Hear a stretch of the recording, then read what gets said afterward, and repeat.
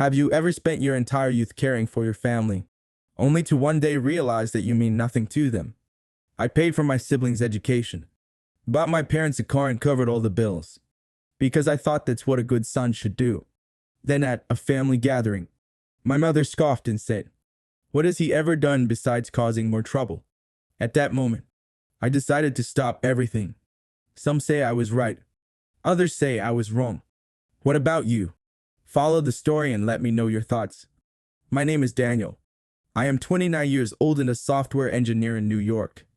I spent my entire youth caring for my family, sacrificing everything to give them a better life. With an annual income in the six figures and no family, most of my earnings went to my parents and younger brother. Every month, I covered all the household expenses: rent, electricity, water, groceries. I also paid for my brother's education from high school through his sophomore year of college, because I didn't want him to struggle like I did. Each year, I spent at least $15,000 on my family, but that wasn't enough. I decided to do something even more special a year ago. I bought my parents a Tesla. It wasn't the latest model, but it still cost me $20,000 upfront, and I'm still paying off the monthly installments. I always believed I was doing the right thing. I thought my parents and brother would appreciate the sacrifices I made, but I was wrong. To them, everything I did was never enough. And 4 months ago, I learned that in the cruelest way possible. It was my mother's birthday. I arrived at 7 p.m., holding a cake in one hand and an expensive bottle of wine in the other. I wasn't expecting much, just a warm evening, free from financial stress and reminders about bills or responsibilities. The room was filled with laughter. Relatives were gathered, raising their glasses to toast my mother. I sat down, poured myself a glass of wine, and thought that maybe, just this once, I could enjoy a peaceful moment. But then, the topic of money came up. Aunt Linda, who always pried into other people's business, suddenly turned to my mother with a big smile.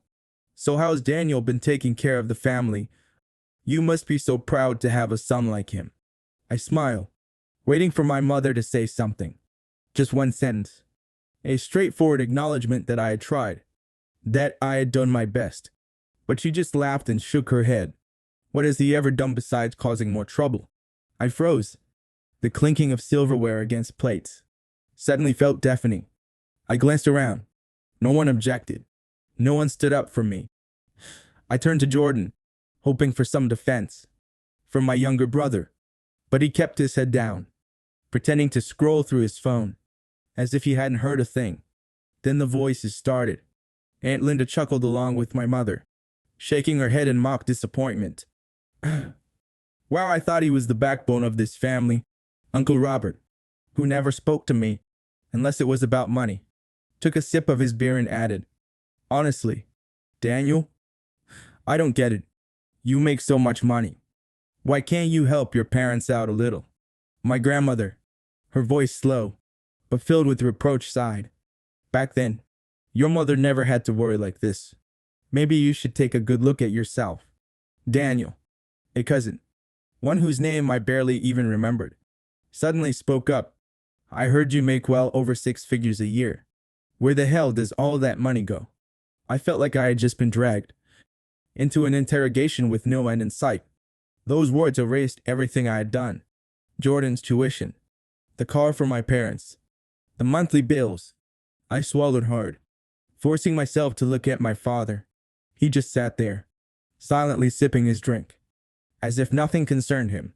No defense, no recognition, just me sitting there, completely alone in my own family.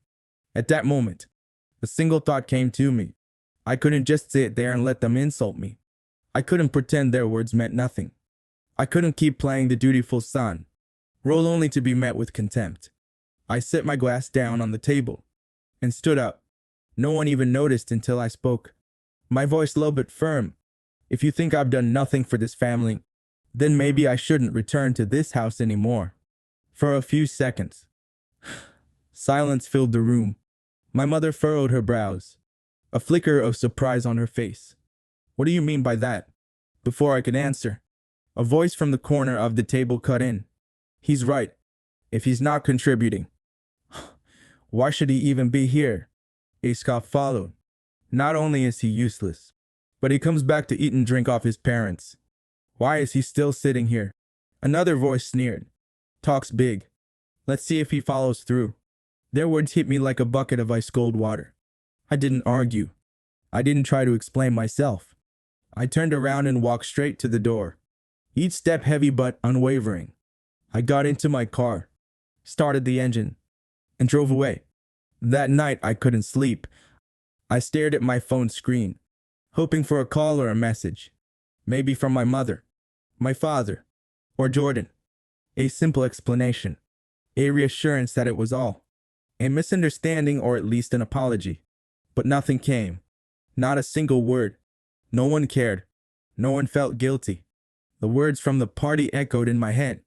What has he ever done besides causing more trouble? My mother's voice played repeatedly, like a broken record. Not only is he useless, but he even comes back to eat and drink off his parents. Someone had said that, but I no longer remember who. It all blurred into a deafening noise, drowning me in my thoughts. I tossed and turned until nearly 3 a.m., and exhaustion finally pulled me into sleep. And then the memories came rushing back. I saw my 18-year-old self standing in the back of a restaurant, hands burning from hours of scrubbing dishes. I remembered the freezing winter nights in New York, walking home in a thin jacket, after a late shift because I couldn't afford a taxi. I saw myself in that tiny cafe, hands trembling as I served a steaming cup of coffee, forcing a smile even though my legs had gone numb from standing for 8 hours straight. I remembered my first paycheck. I bought nothing for myself but sent it all home. I remembered the first time I paid Jordan's tuition, convinced I was doing the right thing. I remembered the nights my mother complained about the electricity bill being too high and how I paid it instantly, without questioning why. I remembered the day I bought my parents a Tesla, thinking it would make their lives easier. The pride I felt when I handed them the keys, and the belief, the naive, foolish belief, that they would appreciate it. But now, all I felt was stupidity. Everything I had done, every sacrifice I had made, was nothing more than a slow motion film playing in reverse. And at the end of it, I was left with a bitter, undeniable truth. I had turned myself into a walking ATM that no one truly valued. The following day, I woke up at 8 a.m., my mind still heavy from a restless sleep. The exhaustion clung to me, as if my body was still trapped in last night's thoughts. The first thing I did was grab my phone and check the screen. Still nothing. No messages. No missed calls. No one was checking if I was okay. No explanations. No apologies. I sighed, tossed my phone onto the bed, and headed to the bathroom. Cold water splashed against my face, but it did nothing to wash away the bitterness inside me. I went to work as usual, but I couldn't focus. The keyboard in front of me, the lines of code on the screen, they all blurred together. I stared at them, but my mind drifted back to last night, back to the scoffing laughter, back to my mother's words, back to Jordan, looking down at his phone, avoiding my eyes. For the 10th time that day, I checked my phone. Still nothing. The day dragged on painfully slow. When the clock struck 10 p.m., I drove home, tossed my keys onto the table, and collapsed onto the couch. Before I leaned back, I checked my phone one last time. Empty. No messages. No calls. Not a single person cared that I was gone. I let out a short, bitter laugh. All right, if that's how it is, then I'll ensure they understand its costs. Immediately, I picked up my phone and opened my banking app. My fingers scrolled through the list of automatic payments. The money I had been sending every month without a second thought, without a single word of gratitude in return. That ends today. I tapped on auto payments and scrolled through the long list of recurring transactions I had set up over the years. Tesla loan payment for my parents, $800 per month. Cancelled. A pop minus up appeared. Are you sure you want to cancel this automatic payment? I hit confirm without hesitation. If no one pays, the bank will send a late notice. And if they keep ignoring it, They'll face the consequences. Jordan's tuition payment, $5,000 per semester. Cancelled. I once believed paying for Jordan's education was right, and that he would appreciate what I had done for him. But he stayed silent when I needed him to stand up for me. He can figure it out if he genuinely wants to keep studying, just like I did. I'm done carrying his burden. Family Netflix subscription. Cancelled. It was a small expense, but I wanted them to understand. Nothing is free anymore. One by one, I erased everything. I would ensure they felt the weight of everything they had taken for granted. I tossed my phone onto the bed and leaned back into my chair. A faint smirk crossed my lips. It wouldn't take long. Soon enough, they'd come looking for me. And just as I predicted, it took less than 10 days for them to start feeling the consequences. At 9 p.m., my phone rang. That I stared at the screen, debating for a moment. Usually, I would ignore it or let it ring until it stopped. But this time, I answered. I wanted to hear what they had to say. I wanted to see them start to panic. Hello, Dad. There was a slight hesitation before he spoke. Hey, do you know why our Netflix isn't working? I almost laughed. Out of everything I had cut off, this was the first thing that made them notice me. Oh yeah, I canceled that. You guys can handle it yourselves. But why would you? I didn't let him finish. I hung up. Netflix was just the beginning. 2 days later, my mother called. I looked at my phone, knowing this wasn't a call to check in on me or apologize. I answered but stayed silent. I wanted to see what she would say first. Her voice was slightly urgent. The banks just notified us that this month's car payment hasn't been made. Check and take care of it. I responded calmly. No, you and Dad can handle it. The car is under your name. What do you mean? If you don't pay, who will? I let out a dry chuckle. I'm not an ATM. You figure it out. There was a brief silence on the other end. Then her voice turned sharp. What are you saying? I took a deep breath and repeated the words echoing in my head. Every night since that dinner. Didn't you say that all I ever do is cause trouble? From that moment on, I stopped being part of this family. She went quiet, but I didn't give her time to respond. Oh, and tell Jordan to start looking for a job. I canceled his tuition payments. Before she could say another word, I added one last thing. Goodbye, Mom. Then I hung up. I powered off my phone, tossed it aside, and leaned back in my chair, arms crossed. By tomorrow morning, I knew what I would find. Dozens of missed calls, messages filled with blame, threats, and desperate pleas. And by tomorrow, I was sure they'd show up at my door. I'd be waiting to hear what they had to say. The following day, I woke up earlier than usual, by 6:30, and I was leaving the house and driving to work. I wasn't stupid enough to sit around and wait for them to show up at my door. I knew today would be anything but peaceful. If I let them catch me at home, I'd waste my entire morning arguing over their meaningless accusations. When I arrived at the office, I turned on my phone. 20 minus for missed calls from Mom. 30 minus 5 missed calls from Jordan. A few from Dad. Then a flood of messages. I skimmed through just a few. I already knew exactly what they would say. Mom's message. You ungrateful child. Your parents are old, and this is how you treat us. Jordan's message. How could you be so cruel? Do you want me to drop out? Will that make you happy? Dad's message. If I had known you'd turn out like this, I would have told your mother to just boil the damn egg and eat it instead of giving birth to you. I paused for a second. Cold, ruthless. As if, given the choice, he'd rather I had never existed at all. I didn't read any more. Let them be. I powered off my phone, tossed it into my desk drawer, and focused on work. Because no matter what, I still had a life to live. 7 p.m. I drove home. As I approached my house, I spotted my parents' car parked right out front. No surprise. I knew they would come. The only question now was, what did they want? I slowed down, took a deep breath, and tightened my grip on the steering wheel.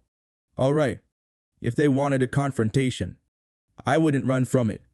I pulled into the garage, shut off the engine, took a deep breath, and stepped out. My parents and Jordan were already waiting. My mother was the first to approach. She looked more worn out than usual, probably from days of stress over the missing money. Her voice was soft, almost pleading. "Daniel, sweetheart, I know I said the wrong thing that night. I shouldn't have said that in front of everyone. It was just a slip of the tongue. Please, don't be mad anymore.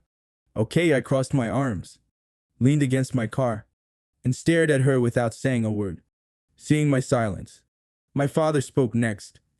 His tone was lower, as if he were forcing himself to stay calm. He had never been a gentleman, but now, even he was trying to soften his words. "Think about this carefully. Your mother and I are old. You know that. Do you want to see us struggling with the bank? Do you want us to lose the car? Are you really that heartless?" Jordan took a step forward, his eyes bloodshot with anger and frustration. And like our parents, his voice had no pleading, just pure resentment. "Why would you do this to me? I haven't even graduated yet. Do you seriously want me to drop out? How can you be this cruel?" I let out a short, emotional laugh. "So now I'm the cruel one. Am I the heartless one? Not the people who turned on me that night." My mother grabbed my hand, her voice trembling, tears welling in her eyes. "Be mad at me if you want. I deserve it. But Jordan, he's still young. It's not his fault. Please don't cut off his tuition. You know him. He can't work and study like you." I pulled my hand away, my voice cold. "You're right. He can't. Because you never made him do anything for himself."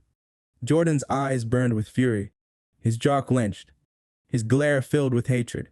"Stop acting like you're the victim. So what if you relatives said some things, and you're making this a huge deal?